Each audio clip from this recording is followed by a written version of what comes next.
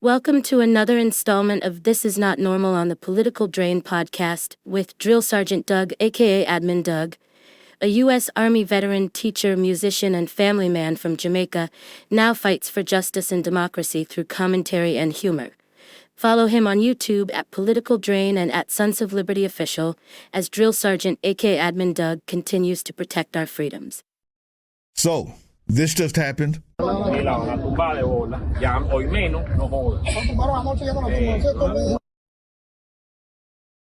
That right there was a video of Russian Wagner mercenaries in Venezuela in 2024. And what we're learning right now is that another group of potentially hundreds of Wagner mercenaries from Russia have arrived in Venezuela. This, as the news has broken, that the Trump regime has indeed made the decision to attack military installations inside Venezuela.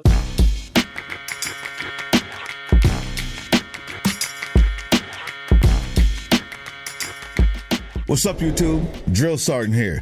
And, that's what's been reported. At least that's what's being reported. The White House seems to say that they're not going to do this, but there are a few parts of this story that I need you to hear because it is inevitable. It's inevitable. This is where we've been going, obviously. We've already bombed boats and boats and boats without names, without due process. We've already gotten used to masking people, swifting them away, putting them in black cars, putting officers with masks on our own streets. We've already got used to not having due process. And the MAGAites are up in arms. No, I'm sorry. The MAGAites don't care. They love it. They find a way to love it.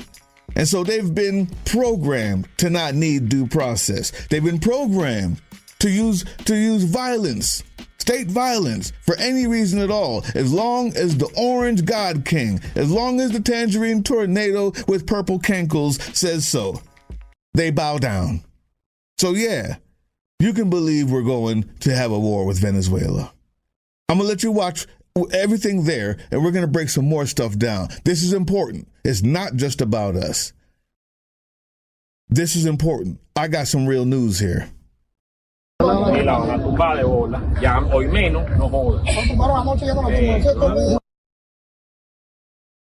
That right there was a video of Russian Wagner mercenaries in Venezuela in 2024. And what we're learning right now is that another group of potentially hundreds of Wagner mercenaries from Russia have arrived in Venezuela.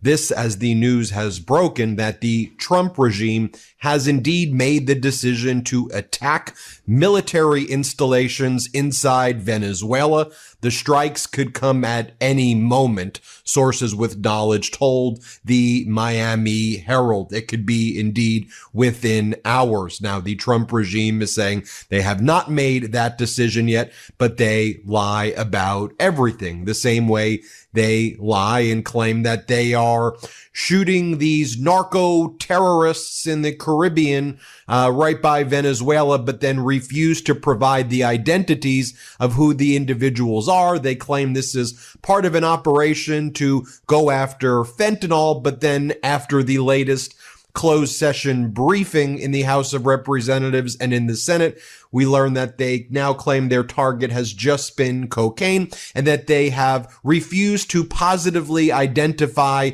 who the individuals are that have been killed in these military operations off the coast of Venezuela and Colombia. And we know, for example, from the president of Colombia, he said that innocent Colombians have been killed.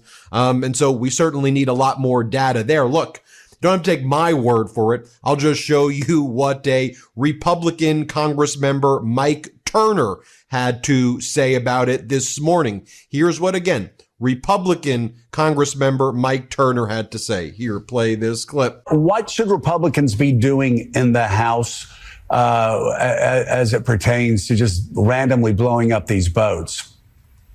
Well, everybody's very concerned. From our classified briefing that we had yesterday, everyone is very, very concerned, of course, about the drug trade and the impact in the United States, the deaths that have occurred, and impacting the flow of drugs into the United States.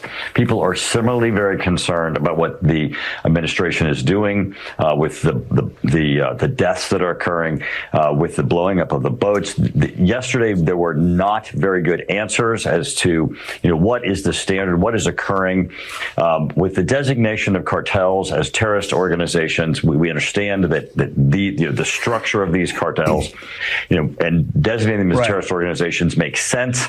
But what is the standard? What is occurring in this? How is it being determined as to how military force is being utilized and being applied in this situation? Mr. Chairman, did you get the answers that you were looking for yesterday, Mr. Chairman? No, and in fact, lawyers were supposed to be in the room. They were not.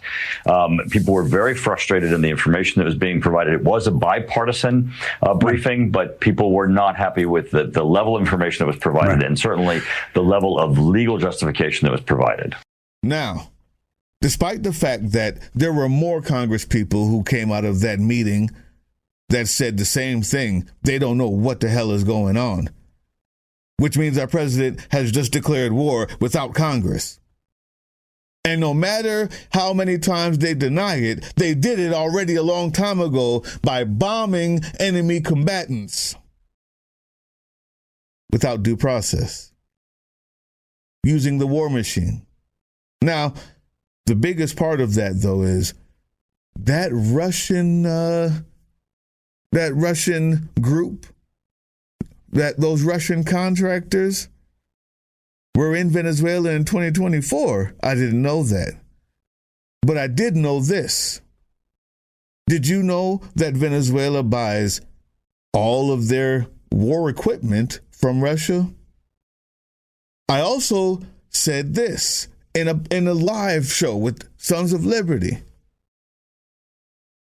that Russia came right out of Alaska, the Alaska meeting that was ridiculous, the red carpet, saying that they don't think that anything should be done in Venezuela and they're against it.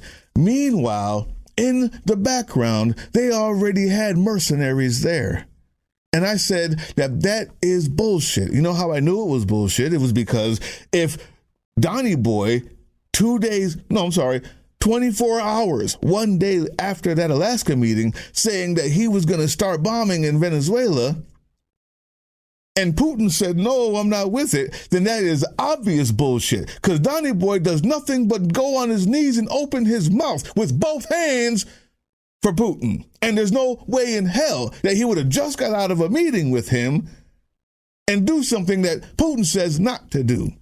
What happens is Putin is looking for plausible deniability. I don't know what's going on with that. I don't want that at all. Meanwhile, he just told your boy, Orange Face, do it so they can buy more weapons from me. If you don't believe that this is something I've known about and have been trying to tell you about, here's where I said it on a live weeks ago. I want to know if either one of you know the number one buyer of ground assault or ground weapons, guns, tanks, of ground warfare weapons from Russia. Do you know who that is? Venezuela. Interesting. Right. At a time, right after Putin goes to Alaska, makes a big stink about saying, you can't touch Venezuela, goes back. And then the guy who always does what Putin says decides to bomb boats in Venezuela the next day. No. Putin is a master. What he did was say, I need you to bomb them and I need plausible deniability. So what I'm going to do is tell you I don't want you to do that. Go home and then you start it. And so said, so done. And between that Alaska meeting and today, Venezuela has amassed more weapons from Russia, giving them the money they need to get around all the sanctions they've been getting from every other UN country but America. Interesting. That's what's happening. Throw the link in the chat. Yeah. So now it should be clear. Not only Is Russia using us as a proxy for their war so that the people they're warring against can buy weapons from them? Shit is brilliant if you're an egomaniacal maniac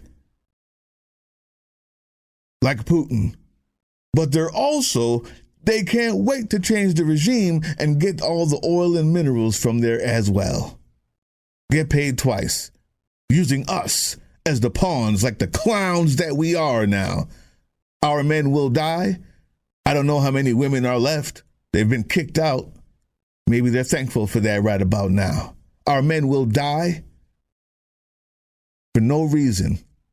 Not for oil, not for minerals. Our men will die for Russia this time. That's where this war is coming from, where it's going. I don't know what to tell you. I don't know what else to tell you but that. Where are you, MAGA?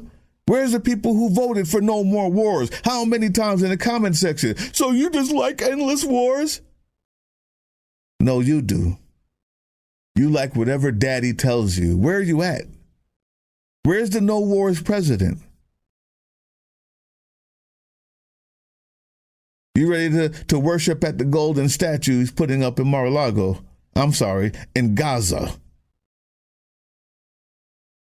I don't know what else to tell you except we need to remove this authoritarian regime, this warmonger, and his entire cabinet of warmongers, Christian white nationalists, white Christian nationalists, Nazis, Sig Heiling on the first day.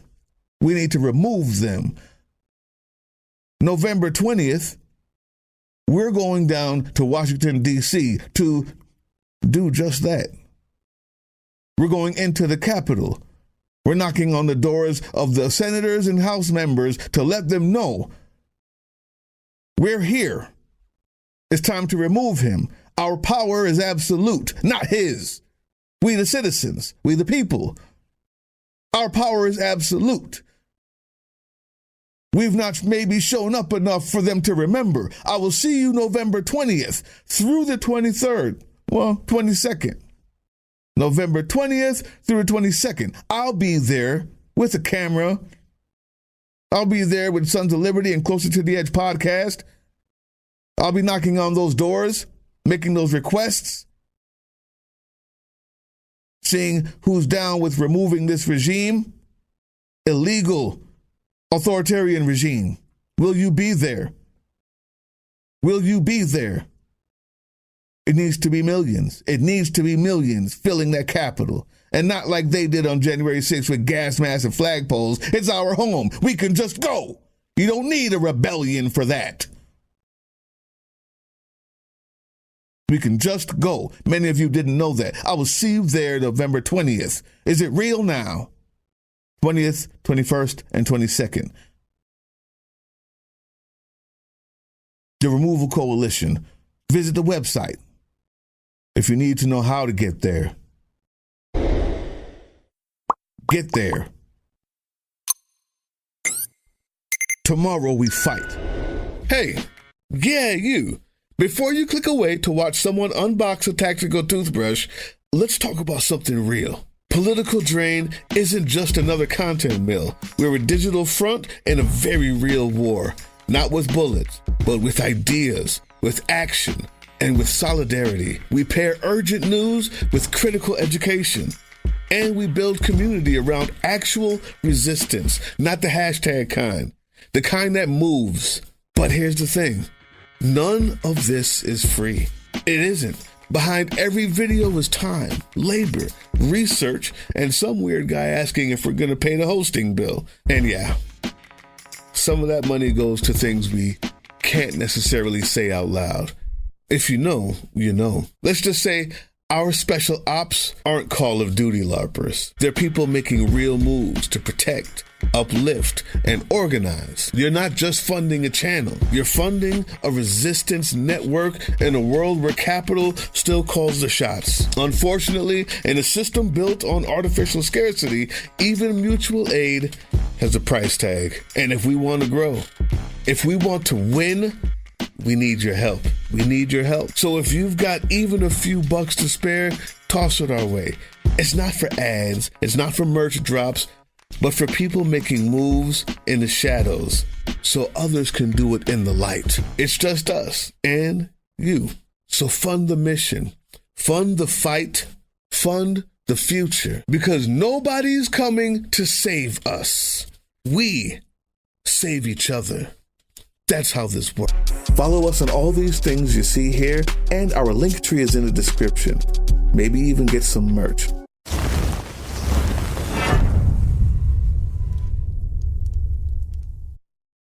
That was the Political Drain podcast, which can be heard on www.groovechillradio.com/political-drain and can be viewed on the Political Drain YouTube channel anytime. Once again, thank you for listening to Groove Chill as we resist fascism in any form, pursue democracy, peace, and love.